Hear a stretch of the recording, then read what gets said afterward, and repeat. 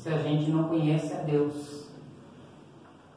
Se a gente não conhecer a Deus, o Deus que nós servimos, porque a gente está vivendo tempos de Elias. As pessoas não sabem quem é Jesus. As pessoas têm pregado em Jesus que não parece com Jesus que esteve aqui há 2000 anos atrás. Então eu acho que o essencial para a gente é conhecer quem é o nosso Deus. Por isso que estou praticamente numa série falando de Deus, falando de como o Senhor é, que Deus é a própria manifestação de Jesus Cristo. Aqui no capítulo 4 de Jonas, a palavra de Deus diz assim: mas desgostou-se Jonas extremamente disso e ficou todo ressentido. E orou ao Senhor e disse: ah, Senhor, não foi isso que eu disse, estando ainda na minha terra? Por isso me preveni, fugindo para Tarsis, pois sabias que é um Deus piedoso e misericordioso, longânimo, grande benignidade, e que te arrependes do mal.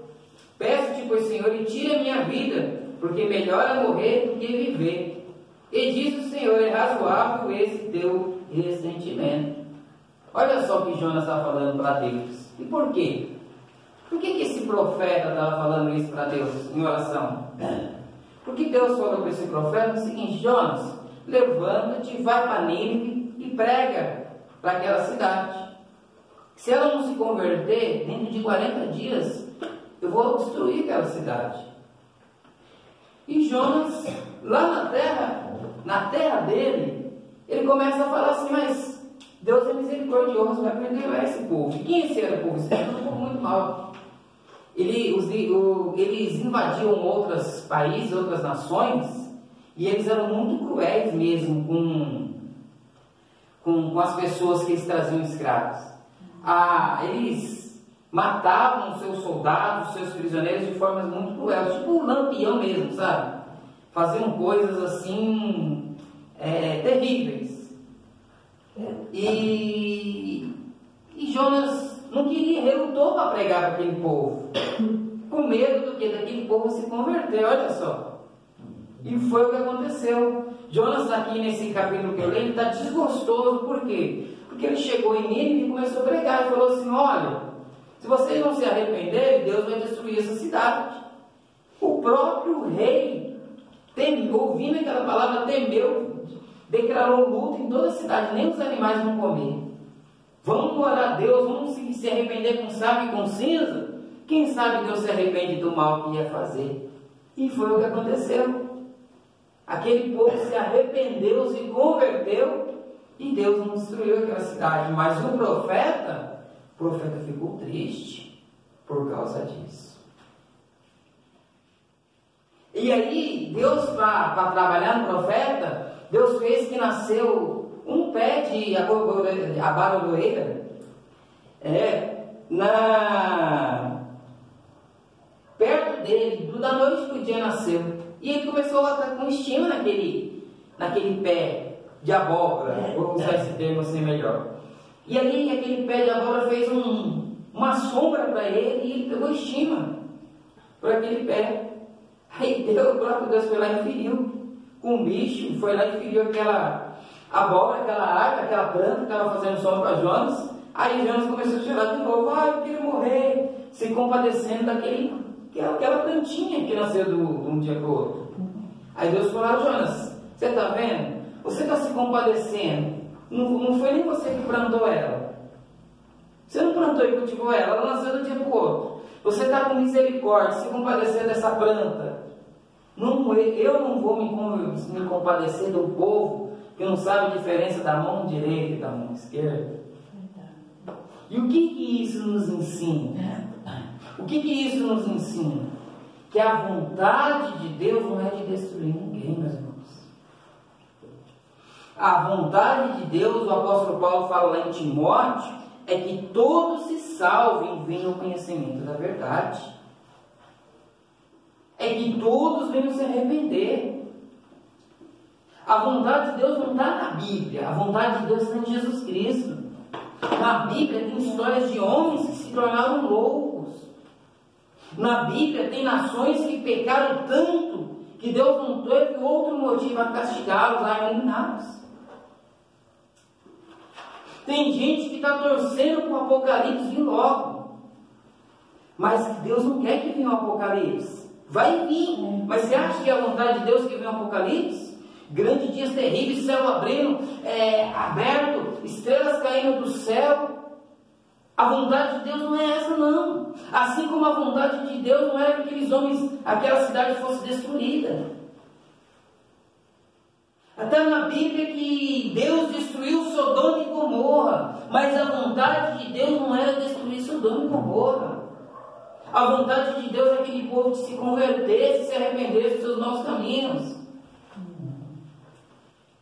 Está na Bíblia que muitos são chamados, poucos escolhidos, mas a vontade de Deus é que todos se salvem. Está na Bíblia que vai vir um Apocalipse, vai vir dias difíceis, tremendo, mas não é a vontade de Deus, porque Deus é amor. Muita gente pega, se você não se arrepender, você vai para o inferno. Se você não se converter, você vai ser destruído. E com tanto, sabe, eu fico lembrando de Jeremias quando eu vejo alguma coisa assim. Jeremias começou a profetizar ali pela sua terra, para aquele povo se converter. Olha, vai vir lá do norte, vai vir os babilônicos, eles vão destruir aqui essa cidade. Eles começou olha, ele vai vir aqui, vai ser terrível. E eles não se converteram, não se arrependeram.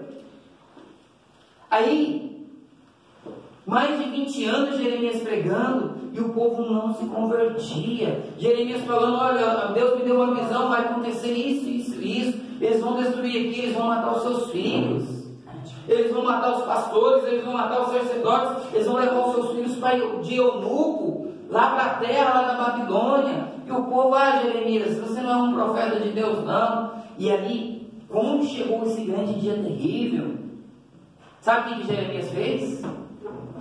Chorou.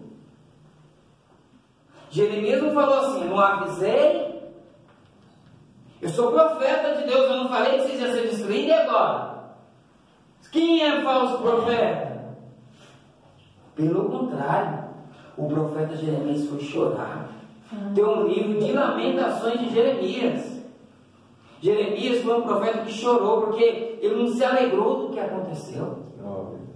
Ao contrário de Jonas, que se entristeceu porque houve livramento. E tem muitas pessoas que elas conhecem, elas acham que conhecer a Bíblia é conhecer a Deus. A vontade de Deus não está nas Escrituras. Como que eu te digo? Nas Escrituras tem Deus destruindo pessoas, dilúvio, mas Deus, a vontade de Deus é que aquele povo não morria afogado ali, gente.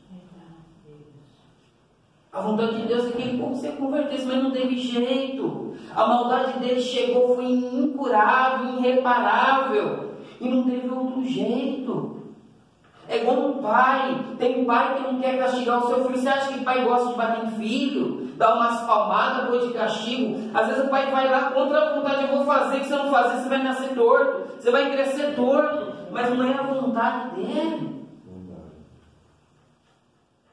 Então nós precisamos conhecer quem é o nosso Deus, primeiramente, para não achar que Deus é cheio de juízos, que Deus acordou de mau humor e fala assim, olha, tem pessoas que acham que Deus acordou de mau humor. Não é para trabalhar no dia de sábado, não é para ter, não é para beber, não é para se prostituir, não. As leis de Deus, meus irmãos, as leis de Deus têm a ver com cura. As leis de Deus têm a ver com consequências humanas. Deus está falando, olha, não faça isso, porque isso pode desencadear isso. Como o Senhor Jesus, ele pega e fala assim, olha, se alguém te roubar a túnica, dê também a face.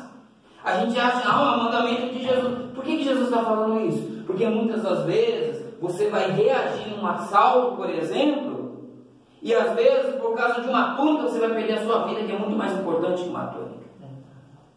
As leis de Deus têm a ver com cura, com livramento, com saúde, com paz, por saber o que é importante e o que não é importante. Às vezes é melhor você tomar um tapa no rosto do que perder a vida. Porque um tapa no rosto daqui a pouco passa, mas a vida... Como disse o rei Salomão, é melhor um cão vivo do que um leão morto. Como Deus falou para o povo lá no deserto: olha, eu não quero que vocês comam carne de porco, porque não tinha geladeira naquele lugar, não tinha nada. Aqueles animais lá tinham berne, e muitas vezes comiam, eles iam morrer ali. A preocupação de Deus é sempre com a saúde da alma, a saúde do corpo. Se você for meditar nos mandamentos do Senhor, não é um Deus que acordou de mau humor e falou: eu quero assim, assim, assado, e se vocês não fazerem, vocês vão para o inferno. Não. Cada mandamento do Senhor. Marido, ame a sua esposa. Esposa, honre o seu marido. Por quê? Porque Deus quer paz. Aleluia. No lar, no casamento. Deus não quer divórcio. Deus não quer que pague pensão, que o homem pague pensão, mas que ele mesmo venha sustentar os seus filhos. Aí as pessoas quebram os mandamentos do Senhor, e o que acontece depois? A pessoa está em outro relacionamento, pagando pensão e trazendo crise no outro relacionamento. O segundo relacionamento acaba sendo pior do que o primeiro. Então os mandamentos do Senhor têm a ver com cura, têm a ver com paz. Não é um Deus que acordou de mau humor. Não é um Deus que quer o nosso bem. Um Deus que sabe o caminho da paz para cada um de nós. Ele fala: olha, vai por aqui, não vai por aí. Olha, se você ficar se embriagando, aonde você vai parar? Se você ficar com uma promiscuidade, se relacionando com um, a outro dia se relacionando com o outro, no outro dia se relacionando com o outro, o que vai ser da sua alma, da sua vida? Isso só vai trazer vazio para você.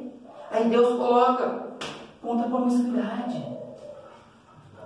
Deus, ele traz leis para mim, para você, que tem a ver com cura, que tem a ver com vida, que tem a ver com ser sóbrios.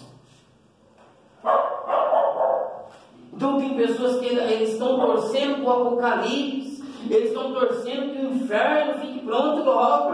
Porque eu digo, o inferno não está pronto, o inferno ainda está sendo preparado. Mas tem gente que o inferno esteja pronto. E tem gente que já está jogando gente até no inferno, o inferno nem está pronto. Como disse Jesus, que o inferno está sendo preparado para o diabo e para os seus anjos. Mas tem gente que já terminou o inferno e já está jogando gente lá dentro. Porque as pessoas acham que Deus é esse. E elas começam a se relacionar de Deus com medo. Em vez de ser o relacionamento de Deus ser por amor. E aonde está a vontade de Deus? A vontade de Deus está em Jesus Cristo. Olha como Jesus Cristo tratou a vida. Olha como Jesus Cristo tratou esse mundo. A Bíblia diz assim: ó, ninguém viu a Deus, mas o seu Filho fez conhecer. Ninguém viu a Deus, nem os anjos, nem o diabo, nem homem algum. Mas quem? Ninguém. Quando é ninguém, sem exceção. Mas o seu Filho fez conhecer. Eu quero conhecer a Deus. Se contente com olhar para Jesus. Como Jesus tratou a vida. Como Jesus tratou a política.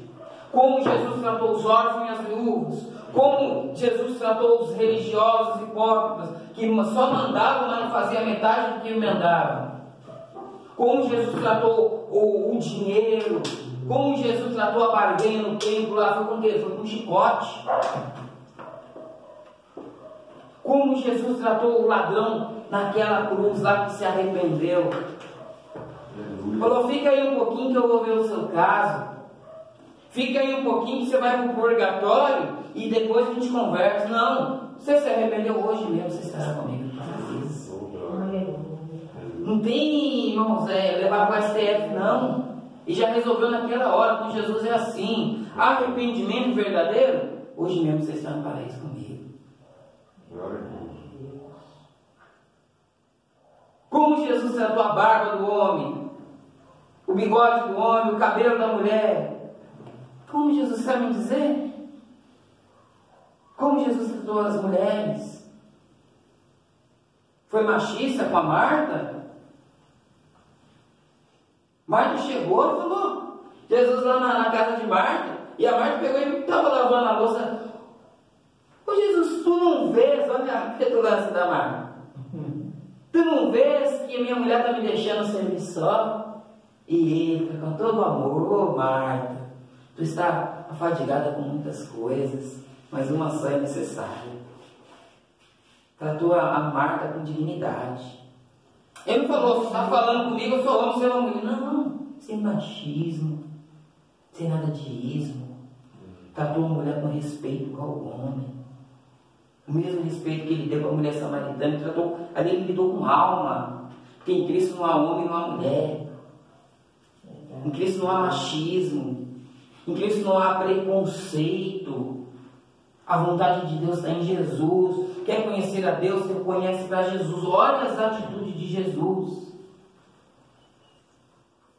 Porque a Bíblia, ela trata de Deus trabalhando com homens cruéis. Homens que abandonaram os seus mandamentos e enlouqueceram onde não teve cura. Você imagina um profeta como Jeremias pregava 23 anos ali mais ou menos, e aquele povo não se converter, ainda fazer, jogar o profeta no poço. Não tem cura para um povo desse. Mas você acha que a vontade de Deus é que eles fossem para a Babilônia, ela foi de castigo 70 anos? Você acha que a vontade de Deus era que o rei Nabucodonosor entrasse ali, pegasse os filhos dos reis Zedequias, olha aqui, eu vou matar seus filhos na sua frente, aqui ó, pum, pum, pum. Ai, tá vendo, meu? Deus odiou que isso acontecesse. Jesus, quando esteve aqui, ele chorou por Jerusalém. Ele chorou, ele falou, ele viu, assim como Jeremias chorou, Jesus chorou. Ele começou a olhar que há 60 anos depois da sua partida, os romanos iam entrar, ia matar aquele povo ali, a espada, ia se rebelar contra Roma. Jesus começou a ver aquilo ali, oh Jerusalém, Jerusalém, quantas vezes eu quis te acolher, te abraçar como uma galinha faz com seus pintinhos, mas vocês não compreenderam o tempo da visitação de Deus na terra. E ele chorou ali pelaquela cidade, olhando para aquela cidade, com aquela visão ali que em breve ia acontecer uma destruição. Tem gente que acha que a vontade de Deus é destruir. A vontade de Deus não é destruir, não. A vontade de Deus é que os homens se parem com as loucuras, que os homens se curem, que o seu irmão, olhe para o seu irmão com amor, pare de brigar por dinheiro, de que aparecer que um tem mais do que o outro, eu tenho mais do que você, então eu sou melhor do que você. Deus é bom, gente, em todo tempo, mas Deus é Pai, e como Pai Ele traz juízo. Como um pai, ele castiga. Como um pai, ele corrige. Mas não pensa que ele vai lá com o coração alegre corrigir, não. Então, por que a gente está tocando muito nessa tecla? Porque a gente precisa entender quem é o nosso Deus. E o nosso Deus é Jesus Cristo. Ninguém vai ver a Deus. Então se contente com o Senhor Jesus Cristo. Olha como Ele tratou a vida e trate a vida também. O resto é teologias de homens, de amigos de Jó, que não sabiam o que estava acontecendo no mundo. Lá, hoje Jó, você pecou, Deus está castigando você, porque você deve ter feito alguma coisa. É por isso que seus filhos morreram, Jó. Ó, Jó, é por isso que você perdeu a sua casa, os seus bois morreram, você perdeu os seus 10 filhos. É por isso que você está com doente. E são teologias, por quê? Porque os amigos de Jó não leram o livro de Jó. Se eles tivessem lido o livro de Jó, via que estava além de um outro plano, estava acontecendo uma coisa maior. Então essas teologias de amigos de Jó estão aí hoje no nosso meio. que se não se arrepender, Deus vai matar, vai lançar no inferno, vai se converter, porque está escrito. Está escrito na Bíblia, sim. Como podia estar escrito no muro, como podia estar escrito nos céus. Aleluia. Mas o que está escrito não é a vontade de Deus. Deus, Ele não quer que o Apocalipse chegue, meus irmãos. Eu falo sem medo de errar. O Apocalipse vai vir, vai chegar, porque não vai ter jeito, não vai ter cura. O amor de muitos esfriando, gente matando um homem lá, depois do Covid, matou um monte de gente, o homem ainda tem disposição a fazer guerra contra a Ucrânia. Não tem jeito. Então vai vir Apocalipse, vai vir terremoto, vai vir essas coisas, vai vir sim. Mas a vontade de Deus não é essa. Então quando você for orar a Deus, olha a um Deus que quer que todos se salvem. Quando você for anunciar o Evangelho, quando você for lidar com pessoas que estão indo contra a sua natureza humana, né? Como eu estava conversando com a Cláudia essa semana, sobre a questão do homem não se vê homem. Eu estava falando a mesma coisa de uma laranja, não se vê laranja, ele se vê uva. O que você vai fazer com ele? A Deus fez ele laranja, mas ele se vê uva. Então nós vamos ter que lidar com ele como minoria, poder conversar, mas não cortar ela. Mas a gente precisa explicar para ela: olha, a vontade de Deus é essa para você. Esse caminho vai te trazer vazio. Esse caminho não é. Se não se converter, ô laranja que quer ser uva, se não se converter, você vai para o inferno. Eu mesmo vou te jogar de cabeça para baixo lá. Tem profetas que é igual Jonas, meus irmãos. O que tem mais é profetas que está querendo que o Apocalipse aconteça. E vai ficar triste se Deus não salvar todo mundo. Que quer que a porta seja estreita mesmo, para só ele passar. Tem pessoas que querem que o inferno se abra mesmo para a gente ir. Ele quer ver as pessoas que não ouviram ele ir. Mas eu aprendo com Jeremias: não, Senhor, tem misericórdia, Senhor. O profeta chorando, porque a profecia dele estava se cumprindo. Ele não estava se gloriando que o mal estava caindo sobre Israel. É os meus irmãos. Porque vocês não me ouviram. Olha só, o que é um verdadeiro profeta. Verdade. E eu vou falar uma coisa para vocês, meus irmãos, aqui, encerrando. Hoje, em muitos locais é lido Jeremias, Malaquias, Miqueias, Isaías. Irmãos, abre em Jeremias aí, por favor. Abre em Isaías. Mas se eles estivessem aqui hoje, eles não criam. Eles leem Jeremias. Mas se Jeremias estivesse aqui hoje, eles não reconheceriam Jeremias. Mesmo lendo Jeremias, mas Jeremias estivesse aqui, porque Jeremias estaria profetizando contra a igreja mesmo. Contra a crueldade, contra a maldade, contra os escândalos, contra a deturbação do Evangelho. Mas nós precisamos conhecer quem é o nosso Deus. Quando nós sabemos quem é o nosso Deus, que é amor, que é justiça também, mas a gente sabendo quem é o nosso Deus, nós começamos a enxergar a vida diferente. Sabe por que os muçulmanos matam gente? Porque os deuses muçulmanos mandam matar gente. Aqueles que não se converteram aos muçulmanos, espada neles, são os infiéis. A maneira que você vê a Deus, enxerga a Deus, você vai tratar o seu próximo. Se você achar que o seu Deus é um Deus que acordou de mau humor, quer mandar todo mundo para o inferno, você vai acordar de mau humor e mandar todo mundo para o inferno. Se você acredita num Deus que só vai te abençoar se você enfiar a mão no bolso lá e colocar o dinheiro na salva, você vai viver um Deus de barganha. Agora, se você crê em Deus, se você conhecer um Deus que amou o mundo de tal maneira que deu o seu próprio Filho, o mundo não tem jeito, o que eu posso fazer pelo mundo, mesmo eu sendo poderoso, mesmo não tem por uma forma, tem, como Jesus disse, se for possível, afaste de mim esse cálice, mas não foi. Então Deus teve que dar o seu Filho, não poupou. O que você quer, meu filho? Então a única coisa, meu filho, para essa situação terrível que foi lá e deu. Jesus Cristo. Um Deus que é capaz de dar seu próprio Filho pela humanidade, porque Ele ama a humanidade. E é esse Deus que eu creio. O único Deus que eu sirvo é Jesus. Esse é o meu Deus. E eu aprendo como Ele enxergou a humanidade, amando, perdoando, dizendo isso não é. E os mandamentos do Senhor Jesus é só mandamentos de cura.